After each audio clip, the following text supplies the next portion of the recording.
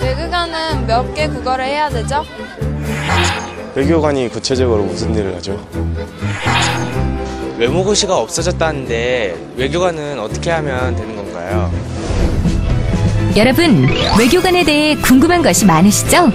외교관은 외국에 주재하며 자국을 대표하여 외교 사무에 종사하는 사람을 말하는데요. 국가를 대표하여 해외 각국에서 각 역량을 발휘하고 있는 외교관의 모든 것. 지금부터 한번 알아볼까요?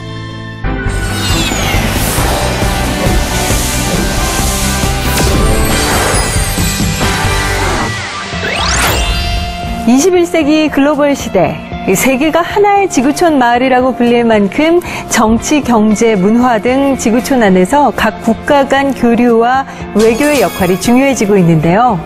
모든 나라와 각 분야에서 적극적인 외교 관계를 맺어야 하는 만큼 능력을 발휘할 유능한 외교관이 더욱 필요한 실정입니다.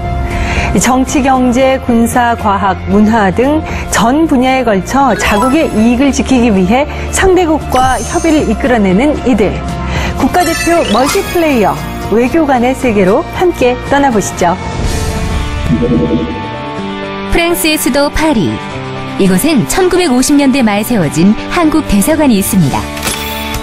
대사관이란 외교관이 주재하는 공간을 말하는데요. 외교관은 대사, 공사, 총영사, 부영사, 영사 및 그 밑에 참사관, 서기관 등을 통틀어 말합니다. 파리의 작은 대한민국이라 불리는 이곳에서 오늘의 첫 번째 주인공, 장영욱 2등 서기관을 만나봤습니다. 안녕하세요. 저 주불대사관에서 근무하고 있는 장영욱 2등 서기관입니다. 외교관은 우리나라를 대표하여 외국에 파견돼 대한민국의 권익을 지켜내는 일을 하는데요. 과연 외교관이 하는 일들에는 어떤 것들이 있을까요? 외교 업무라고 하는 업무는 크게 4가지 정도로 구성되어 있는 것 같습니다. 정무, 경제, 그 다음에 이제 문화 홍보, 영사 업무가 있습니다. 교민을 보호하는 영사 업무, 문화 교류를 돕고 본국의 전통 및 문화를 알리는 문화 홍보 업무, 국가의 경제와 상업적 이익에 관한 일을 하는 경제 업무, 그리고 양국 두 정부 간의 협력을 증진하고 갈등을 해소하는 모든 활동을 뜻하는 정무 업무까지. 이렇게 외교관들은 국가대표 멀티플레이어라는 수식어답게 다양한 업무를 소화해내고 있는데요. 그렇다면 이렇게 다양한 업무를 소화해야 하는 외교관에게 가장 중요한 자질은 뭘까요? 그냥 시험을 보시겠다 결심을 하셨으면 실용적으로는 언어 잘하는 게 굉장히 중요합니다. 국제무대에서 사용되는 언어라고 하는 게 국제무대의 가장 중요한 국제기구가 유엔이기 때문에 유엔 공용어 5개 정도를 생각하시면 될 것 같습니다. 주재국에 머물며 세계 여러 나라의 사람들과 소통하며 자국의 국민을 위해 귀와 입이 되어야 하는 외교관에게 외국어는 필수. 장영욱 서기관이 말한 유엔 공용어 중 하나를 선택해 미리 준비하면 외교관이 되는데 큰 도움이 되겠죠? 프랑스 주재 대한민국 대사관에는 아주 유명한 분이 계시는데요. 바로 국내에서 외교장각 도서 반환을 이끌어낸 박흥신 대사입니다.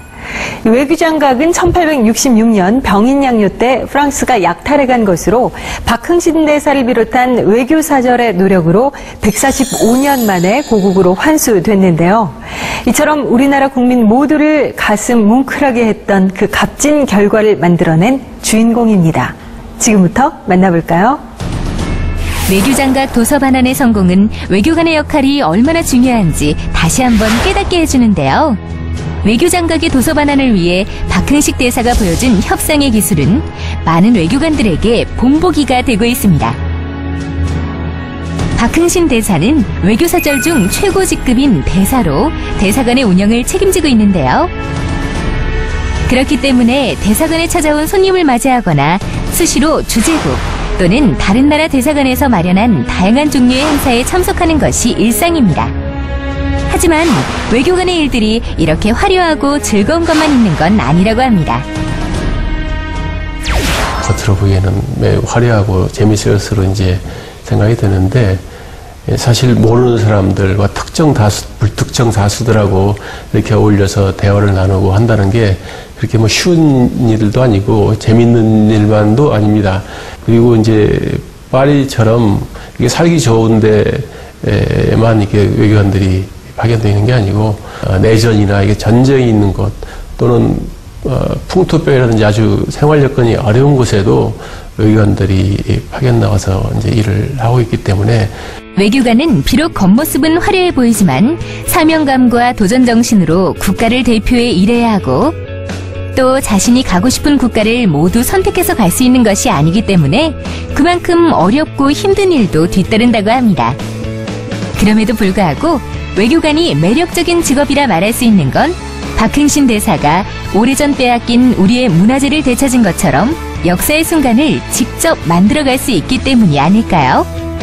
자, 그렇다면 지금부터는 어떻게 외교관이 될 수 있는지 알아볼까요? 2013년부터는 국립외교원 선발시험을 거쳐 1.5배수의 외교관 후보자들을 선발하고 국립외교원에서 실무 위주의 집중교육을 받은 후 외교관 최종 선발을 한다고 하는데요. 그렇다면 국립외교원 선발시험 절차는 어떻게 진행될까요? 먼저 국립외교원 선발시험은 일반 전형, 지역 전형, 전문 인력 전형으로 나뉘는데요. 선발 인원의 60에서 70%가 일반 전형으로 선발됩니다.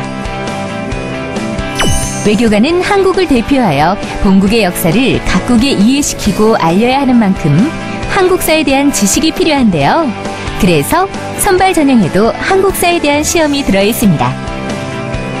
특히 2차 시험에서는 국제정치학, 국제법, 경제학 3과목을 중심으로 문제가 출제된다고 하니 이 분야에 대한 전문적인 지식을 갖추고 있는 것이 필요하겠죠? 새롭게 시작하는 외교관 선발제도. 이 시험에 필요한 공부 외에 외교관이 되기 위해서는 또 어떤 준비를 해야 할까요? 외교관은 한 나라를 대표해서 국가와 국가 그리고 국민과 국민 사이를 연결하는 그런 다리의 역할을 하는 사람입니다. 훌륭한 외교관이 되기 위해서는 우선 소통의 능력, 친화 능력이 가장 필요하다고 생각을 하고 있습니다. 그러면 소통을 잘하려면 어떻게 해야 되느냐? 풍부한 상식이 있어야 되겠죠. 외교관은 많은 사람들, 다양한 계층의 사람들과 만나야 되기 때문에 모든 사람들과 풍부한 대화를 나눌 수 있는 그런 상식을 갖춰야 됩니다. 35년을 외교관으로 살아온 박흥신 대사는 마지막으로 외교관은 우리나라를 대표하는 사람인 만큼 국제적인 매너와 모범적인 생활 자세를 갖춰야 한다고 강조했는데요. 지금부터 외교관이 되기 위한 준비 시작하세요. 외교관은 그 직급에 상관없이 우리나라를 대표하는 얼굴이라고 할 수 있습니다. 외교관을 꿈꾸는 분들이라면 방금 살펴본 선배 외교관들의 조언처럼 세계 여러 나라에 대한 상식을 넓히고 보다 면밀한 준비를 하시길 바랍니다.